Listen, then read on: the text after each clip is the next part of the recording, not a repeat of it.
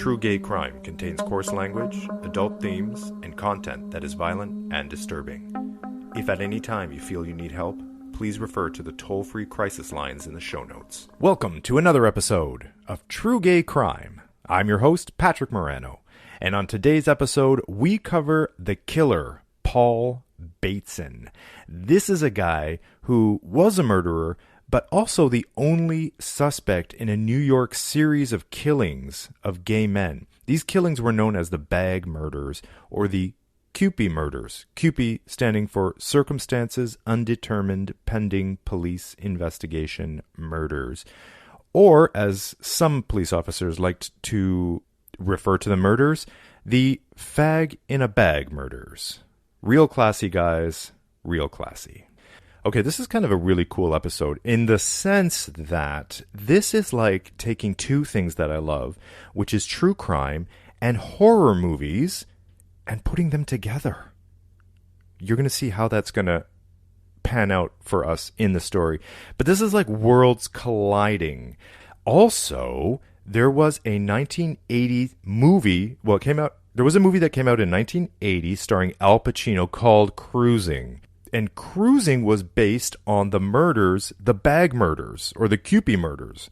So if you haven't seen this movie, it was released in 1980, but it has such a 70s feel. I mean, it was probably filmed in 79, I suppose, came out in 80. Al Pacino, he's like a baby in this movie, but he plays an undercover cop, and he infiltrates like the gay leather scene. And this was all filmed on location in New York, at these gay bars, like in the actual gay bars. And there's one scene where like a guy's getting ready to be fisted and like Al Pacino's walking through the bar. Like it's really gritty and kind of like really real.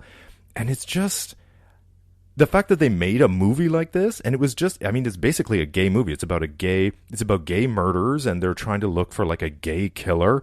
And it's just Al Pacino like going undercover and like being in this total New York leather gay scene for the whole movie. It has its flaws, but it was really, I can't believe I had never seen it. So if you haven't seen Cruising, I actually had to rent it. $4.99. Was it worth it? I love that I ask myself that. Was it worth it? Yeah, I guess it's only $4.99. And also, if you watch Mindhunter, which you should if you like true crime, season 2 of Mindhunter, I think it's episode 6, deals actually with Paul Bateson. So if you haven't watched Mindhunter, you don't even have to like know the show or the characters too. You can just go to season 2, episode 6, and at the very beginning, they're talking about Paul Bateson. So after this episode, you can just flip to that and be like, oh, wow, there he is. Okay, so the sources that I have for this story are Wikipedia, criminalminds.fandom.com, Murderpedia, and medium.com. All right, without further ado, here is the story where art and real life collide in the life of Paul Bateson. The patient named Reagan is wheeled into the hospital operating room by the nurse and an aide. The aide touches Reagan's arm and says, "Reagan, can you get up? Scoot over here," as they transfer her to a hydraulic hospital x-ray table. The room is silent except for the humming of machines. The nurse begins to take Reagan's blood pressure, and the aide says, "I'm just going to move you down the table," as the hydraulic mechanical table starts lowering. Once in place, 2 sensors are placed on either shoulder and a disinfectant where the procedure will take place on the side of her neck. The doctor grabs the biggest, scariest needle you've ever seen and tells Reagan, "You're going to feel a little stick here. Don't move." As people watch from the observation room, he removes the needle from her neck, then inserts a small plastic tube to allow an opening for a catheter to be inserted into the vein. And between the time the tube is inserted into her neck and the catheter is inserted into the tube, blood shoots from Reagan's neck in time with the beating of her heart. Then, a liquid is injected into her system so the doctors can better see her veins on the x-rays. The room goes dark, and the machines get very loud. When the process is done, the doctor examines the x-rays. Not seeing what he's looking for, he says, "There's nothing there." But what is he looking for? Scientific reasons why Reagan is acting so bizarrely. But you see, the reason she's behaving weird is not something you can see on an x-ray. because Reagan is possessed by demons. At least, that's how the character was written for Reagan, played by actress Linda Blair in a little movie called The Exorcist. The scene might be from a movie, but the procedure was a true representation of how that type of procedure was done at the time, because the doctor, the nurse, and the aide weren't actors, but real hospital staff brought in for the scene, and the aide's name was Paul Bateson. So how did a future killer get to be in a movie like The Exorcist, and what led him down that dark path to murder? Let's find out.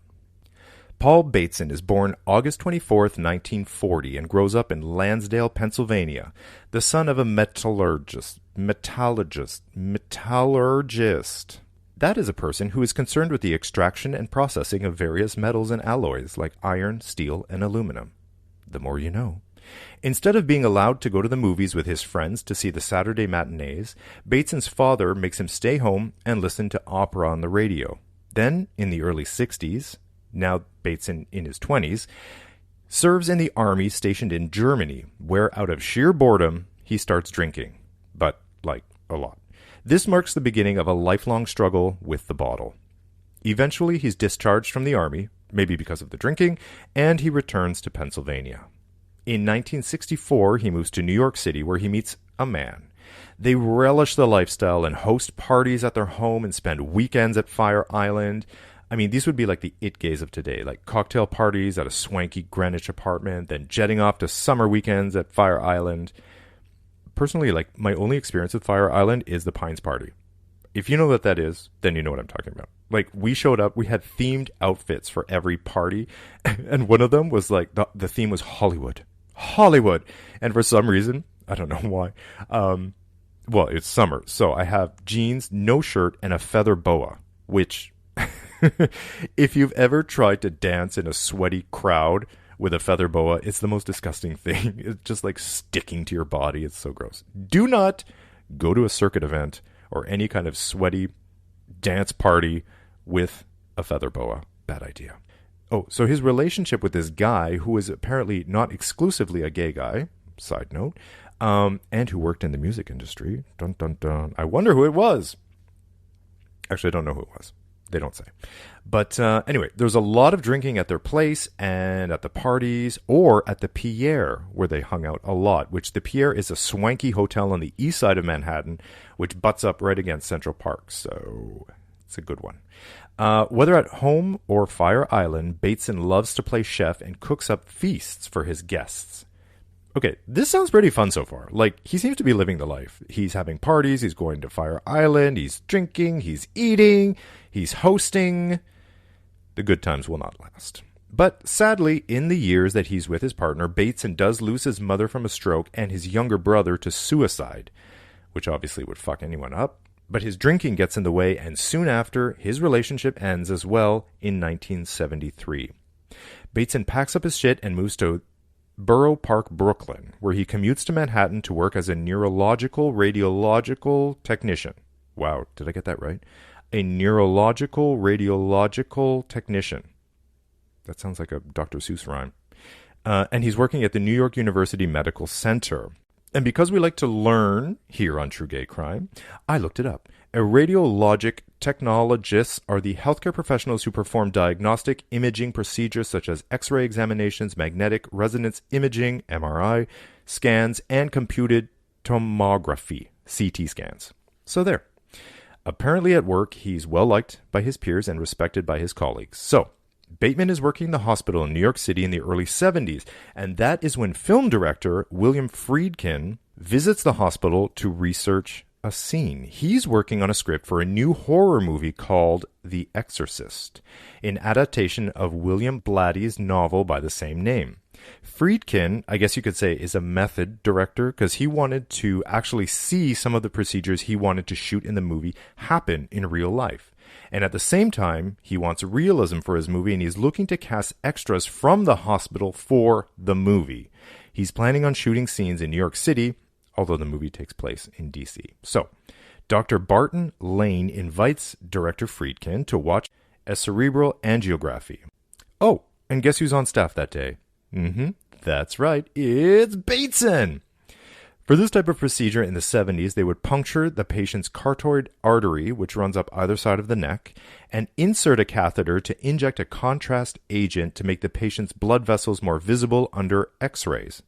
But between the time that the puncture is made and the insertion of the catheter is done, blood freely spews out in rhythm with the patient's heartbeat.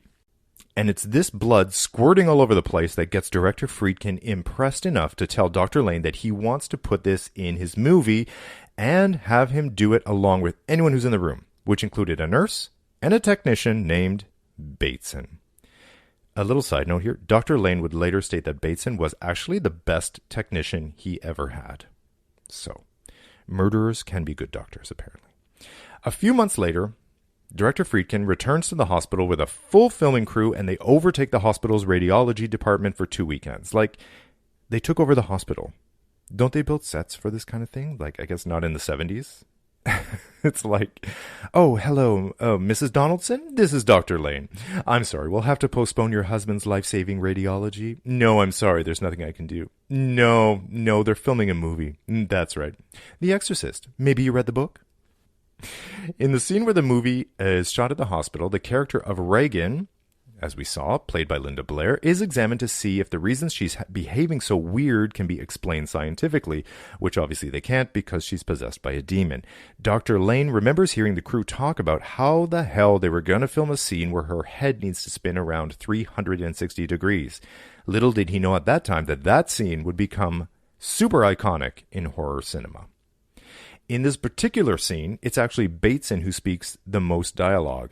In a calm, bedside manner, he takes care of his patient. The character of Reagan is wheeled into the room. He puts her on the table, attaches the wires to her shoulder, then tight shots of her face and shots of the procedure that Dr. Friedkin was so impressed by months earlier, including the blood splurting into the air. Splurting? This blood splurt? Blood spurting into the air and staining her hospital gown.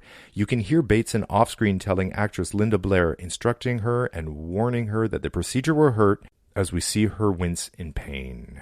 So, The Exorcist wraps filming and it's released at the end of 1973. When it comes out, that hospital scene with the blood squirting out of Linda Blair's neck becomes iconic and is one of the most disturbing scenes in the movie for the audience. Side note. I watched that scene. I don't remember much about The Exorcist, and I'm absolutely going to watch the whole movie, but I specifically watched that scene on YouTube. I don't get it. Why is it so disturbing? Maybe I'm disturbed. I'm probably too disturbed that a scene like that is not disturbing to me. Desensitized. Okay. Real doctors praise the scene for its realism and for being a historical marker, since that procedure is not done like that anymore, even to go as far as saying it's one of the most realistic depictions of any medical procedure in popular film. I mean, all right, calm down, everyone. It wasn't that great.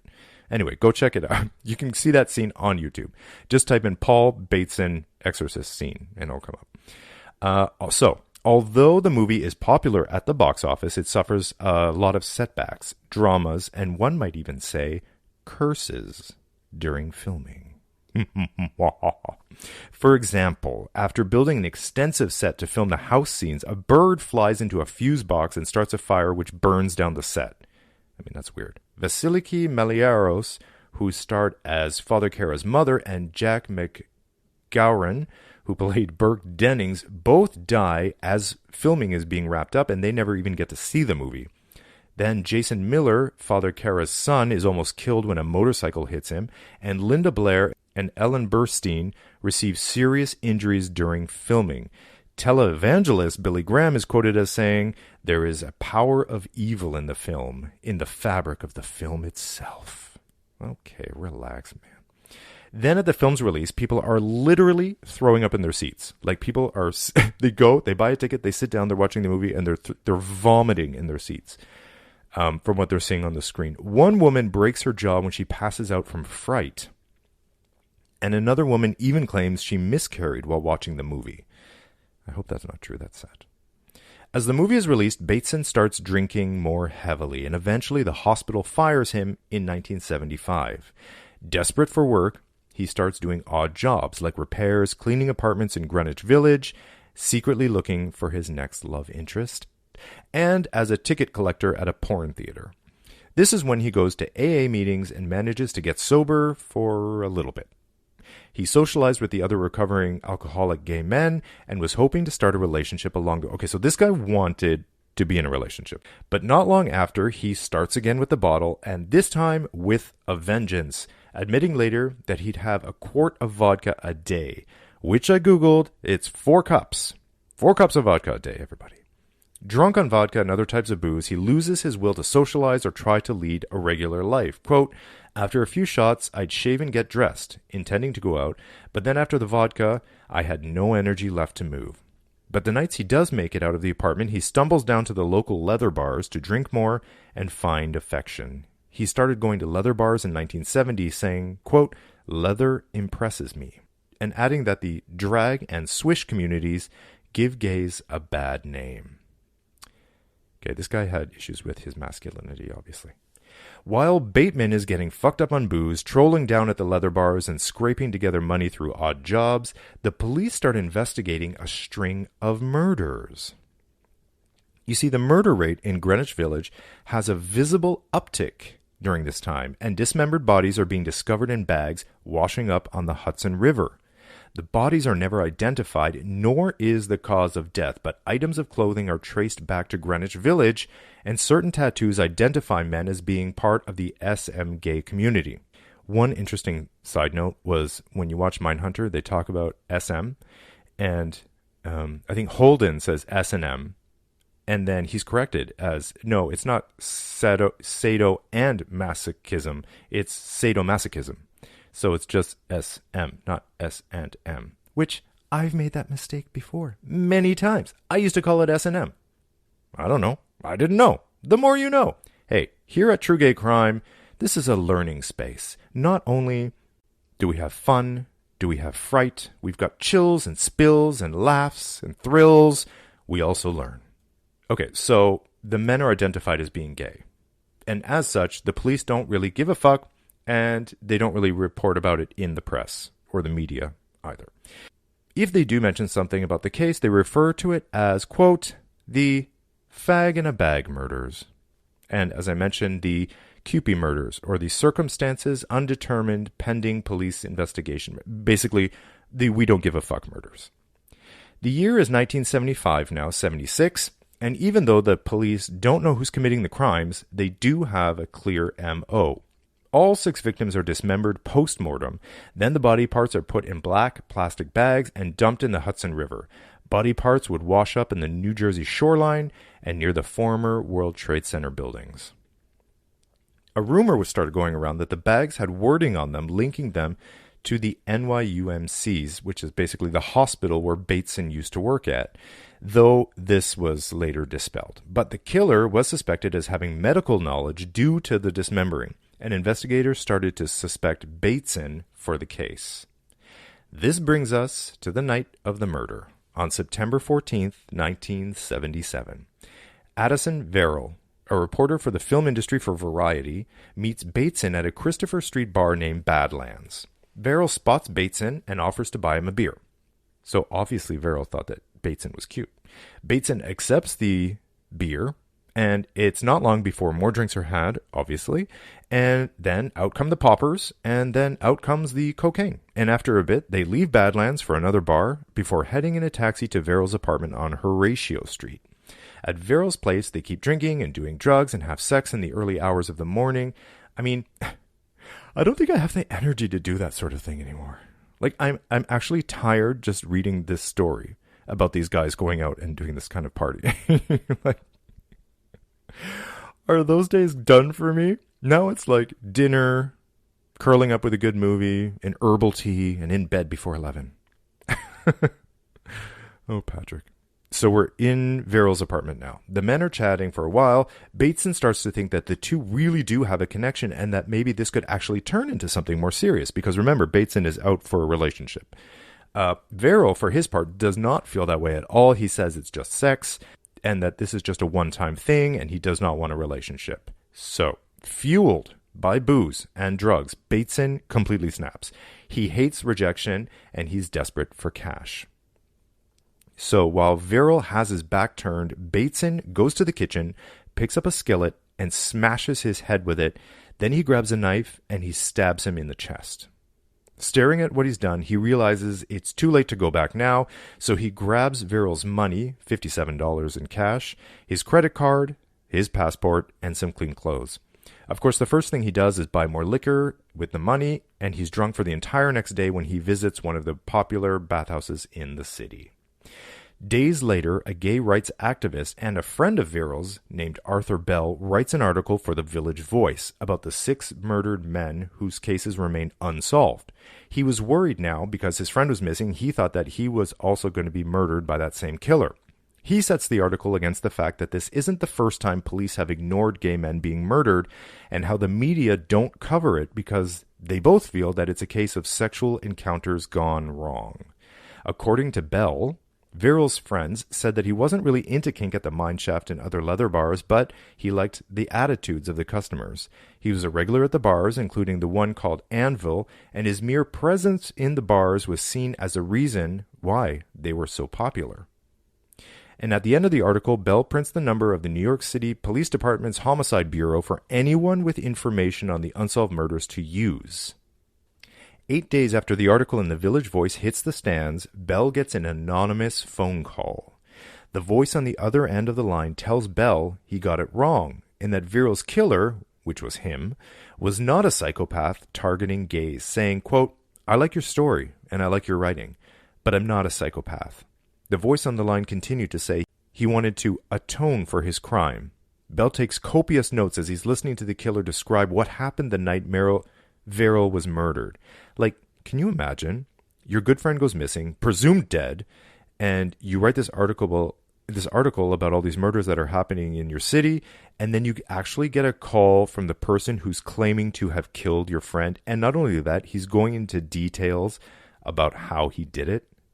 Because the caller tells Bell that after 3 months of sobriety, he goes to Badlands where he meets Verrill, who offers to buy him a beer, which is all true. But also, like, if you're a recovering alcoholic, what are you doing in a bar? That's like taking a crafty person to Michael's and saying, okay, now don't touch anything. So they take drugs, they drink until 3 a.m., and then they move to the mine shaft. The caller tells Bell that he's impressed by how popular Verrill is. He said, quote, "I didn't realize he was such a superstar, and I wanted to go home with him." Bell is told that Verrill was reluctant about continuing their party at his place because he had an early morning and had to work on a story. I mean, it was already 3. It was 3. What time was it? It was 3, and then they went to the mine shaft, so 4, 5. I mean, like, when are you going to call it quits for the night? Oh my God, I'm such a wet blanket. I would have gone home at like midnight. Okay. But anyway, they go back to Verrill's apartment, as we know, where they continue to drink and do drugs and have sex, and then the caller says something strange about the moment he realized Verrill only wanted sex and not a relationship. Quote, "I decided to do something I'd never done before. I needed money, and I hated the rejection." He tells how he hits Verrill over the head with a frying pan and stabbed him, although he mentions he chose the wrong part of the chest to do that. Besides the murder itself, the caller goes on telling Bell that not only did he murder Verrill and how he did it, some weird lies, where he goes on about being the son of an orchestra leader and that he had a wife in Berlin who didn't understand his sexuality and that together they had a teenage son. He mentions his interest in the arts and how he wanted to be a dancer, which actually that last part might actually be true because we find out later that he was a big fan of the ballet. But I mean, wow, Looney Tune times. Like, I get that you called him and you wanted to put the record straight and be like, this is what happened on that night and whatever, but why would you come up with all this bullshit? Like, was Bell asking leading questions to get these kind of bizarre answers? I mean, he's a journalist. I mean, maybe he was asking questions, but why make up a story about a wife in Berlin? That's so weird. The caller keeps talking about atonement for his crime, which Bell connected to their conversation taking place on Yom Kippur, which, as we know, is the Day of Atonement and the holiest day of the year in Judaism. Then the caller goes on, quote, "But I don't want to give myself up. I wouldn't be able to practice again. I'd lose my license." And then Bell obviously starts asking him, well, what kind of license? What do you do? And all that stuff. But then the caller's like, oh, nice try. Because he knew that would give him away. Bell makes sure that the whole conversation runs in the Village Voice on the front page. But he also calls the police, obviously, with the information, and they immediately know it's important since the caller knew things that were never disclosed to the public, like the stolen credit card, and the caller was able to confirm that there was Crisco on Verrill's apartment floor, which had been used as lube. So basically, the police went into Verrill's apartment, and then they saw this white stuff on the floor, and they didn't know what it was. And then Bateson calls Verrill and tells him, he's basically saying, look, it was me. Let me paint a picture of the room for you. And then one of the things that he says was in the room was Crisco all over the floor. Like, cool. Like, use that as lube. It's the 70s. That's what they did or whatever. But, like, well, like, why is there Crisco on the floor? Like, you just, like, Crisco all over the place? Like, you couldn't contain the Crisco. Like, I just picture, like, Crisco on the ceiling and Crisco on the walls. Okay. I don't know. The police assume that the caller might call again, so they go to Bell's apartment and they wait for another call from the supposed killer. Eventually, the phone does ring at 11 p.m., and Bell picks it up. But the voice on the other end is not the killer. It's a guy who calls himself Mitch. Mitch tells Bell the killer is Paul Bateson, and he knows this because they got to know each other a few months ago while getting sober at St. Vincent's Hospital. He mentions that Bateson sometimes goes by Johnny Johnson. Hi, I'm Johnny Johnson. What a cheesy name. And that he was formerly an X-ray technician. He says Bateson called him to confess to the murder, and he asked to meet Bell in person. But this is where the police step in. They're like, Bell, it's not a good idea that you meet this Mitch person. But they do go over to Bateson's place to arrest him at East 12th Street. When they enter his place, he's passed out drunk. They shake him awake and ask him if he knows why they're there, why he's being arrested for second-degree murder of Arthur Verrill. Bateson points to a crumpled copy of the Village Voice in the corner of the room and says, that's why. Bateson is brought into the station for questioning, where he gives a handwritten confession. He's then taken to Rikers Island, where he awaits his trial, where who comes to visit him? None other than Bell from the Village Voice. He tells Bell that he'd never been arrested before and that jail is keeping him sober and in shape. Can't you get, like, toilet wine? Is that what it's called? Yeah. But the biggest regret was missing the new season of the Joffrey Ballet. Interesting side note that the Joffrey Ballet is a school with an acceptance rate of 47%. 47% they accept of applicants. And guess the percentage that graduate? 5. My God, ballet is tough, man. That's a tough life. Bateson talks to Bell about his life, and in a completely inappropriate and bizarre turn, Bell admits to Bateson that he would have gone home with him too from the bar. So Bell is hitting on Bateson in jail? And this is the guy that killed, like, your good friend? Bateson wouldn't talk about the crime he was charged with, probably because his lawyer was like, okay, stop talking, you talk way too much.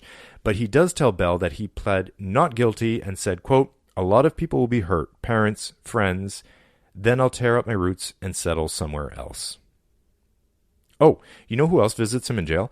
William Friedkin. Remember, he's the director of The Exorcist? So he of course remembers Bateson from his first visit at the hospital doing research for The Exorcist and for being in the movie. So he's surprised that the gentle Bateson was now in prison for murder, and he goes to talk to him.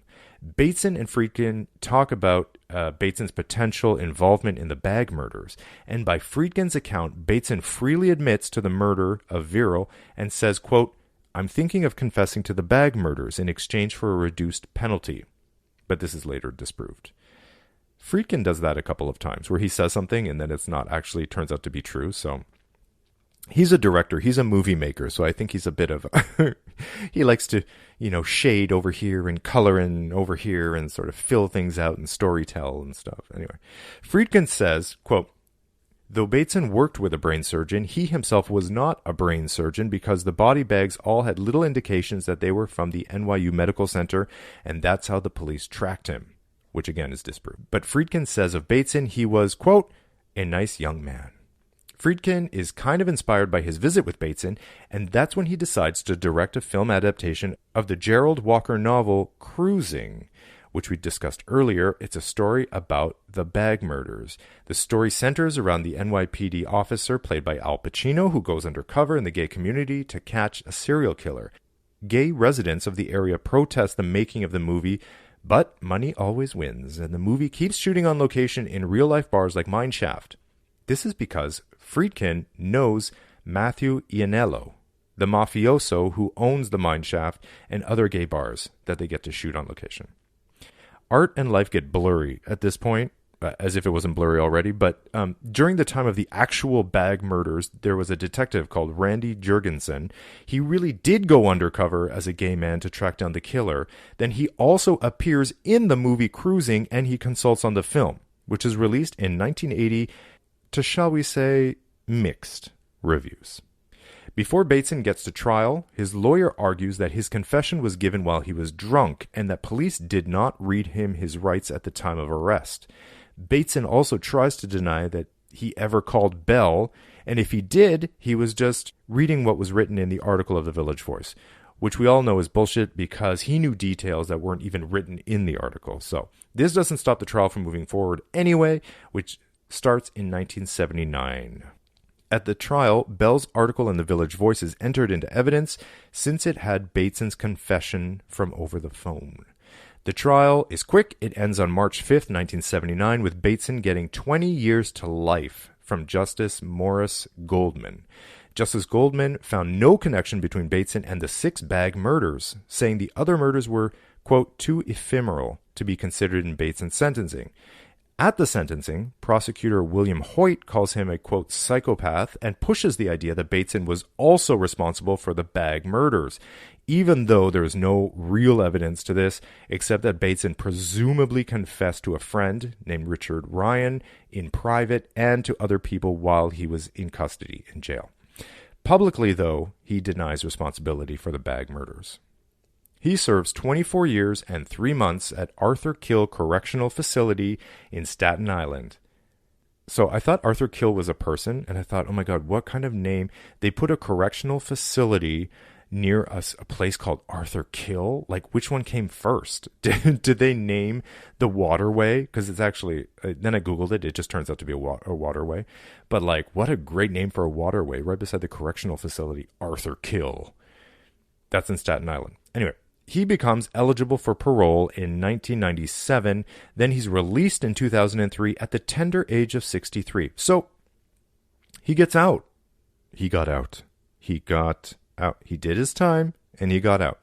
He completes his parole in 2008. After that, he disappears. We don't even know really, what happened to him, if he's alive, if he's dead. Our only real clue is there's a Social Security death index that shows a Paul F. Bateson, who was born August 24th, 1940 in Pennsylvania and died on September 15th, 2012. So that's a pretty good indication. I mean, I'm going to say that he died in 2012. Anyway, the murders of the 6 gay men are never solved and the bodies are never identified. And so ends the art meeting life, meeting murder, entanglement that is Paul Bateson. Okay, so I want to ask you this question because basically there are 6 murders of gay men between 1975-76 that happened, dismembered, found in black bags, washed up from the Hudson River. Okay, unsolved. What do you think? Do you think that Paul Bateson is responsible for those murders? Yes, it was around the same time. Yes, he knew his way around, surgically. He could dismember somebody, sure. The 6 bodies that were found was obviously that was the same MO. Like, it was just very procedural. It was the same MO for those 6 bodies. But so if Bateson was responsible for those 6, then why wouldn't he have also done that with Verrill? Why wouldn't he have, dismembered Verrill post-mortem and then put his body parts into black bags and then put him into the Hudson River? Why would he have changed his MO? Usually you have this is my standard MO, this is what I do, and then that's it. So, and the 6 had happened before, so it was clear that there was 6, and then Verrill would have been after, because that was in 77. So why would Bateson... But then why was he confessing privately, to friends and to, cellmates and stuff like that when he was in custody after he was... You know what I mean? It's a little bit... and he's saying one thing, but then publicly he denies having anything to do with the murder. So maybe he was given advice from his lawyer, and his lawyer was like, dude, you know what? If you go down for the bag murders, we can get you less time. Which seems counterintuitive, because if you do more murders... I know you're confessing to it, and that's what the police like. They want to check, we solved that one, but giving somebody less time for confessing to more murders, I know that's how it works, but it seems weird, right? When you say it out loud. I mean, so he's going to confess to 6 more murders, and what if they believed him? And it wasn't even him? Then they didn't solve anything. They think they did, but they didn't. And P.S., the person that did that is actually got away with it. That's pretty intense. Somebody went around killing guys and throwing their bodies in the river, and so nothing? I mean, they're probably dead by now, I'm assuming, but so they got away with it. They lived the rest of their lives. I wonder who it was. What was their beef? Do you think it was a gay guy? Maybe a straight guy? Okay, my question to you is, do you think Paul Bateson was responsible for the bag murders? truegaycrime@gmail.com, or I'm going to post it on my Patreon page, because there's a public part to that, so you can always go to the Patreon page. I'm going to post it there. Take part in the public poll that I'm going to have there. Do you think Paul Bateson is responsible for the bag murders, or was it just Verrill? And other than that, I would suggest that you go to YouTube, you type in Paul Bateson Exorcist scene, and watch that scene in particular. If you don't want to watch the whole movie, I personally am going to watch the whole movie right after this because it's been a long time since I've seen it. And this is actually the first episode, which I'm so thrilled, like I mentioned at the top of this episode, that it's horror movie meets true crime. This is my dream come true. Also, as I mentioned, if you didn't see Cruising, check it out. I mean, Al Pacino's so young and in such a gay movie. I mean, he wasn't a gay person. He wasn't playing a gay character, but this movie is really gritty and real and actually filmed at the mine shaft. This was the real, and I recognized it from pictures online of the mine shaft. You see a picture of the outside door, and then in the movie, I was like, it's the real place, which gives it so much more of that authentic feeling. Thank you for listening, and I'll see you in the next episode of True Gay Crime. If you enjoyed this podcast, make sure to find the True Gay Crime Facebook page and follow us on Instagram @TrueGayCrime. And we'd love to hear from you. Do you have an LGBTQ crime story from your city? You can send your story to truegaycrime@gmail.com, and I'll share it on a future episode of the show. Did you know you can subscribe, rate, and review True Gay Crime on Apple Podcasts? It would mean everything to me if you did, because it helps me create content you like, and it lets Apple know to share it with more people. Thank you for listening. And remember, always look behind you, lock your doors, tell someone where you're going, and look out for each other. Why can't we all just get along?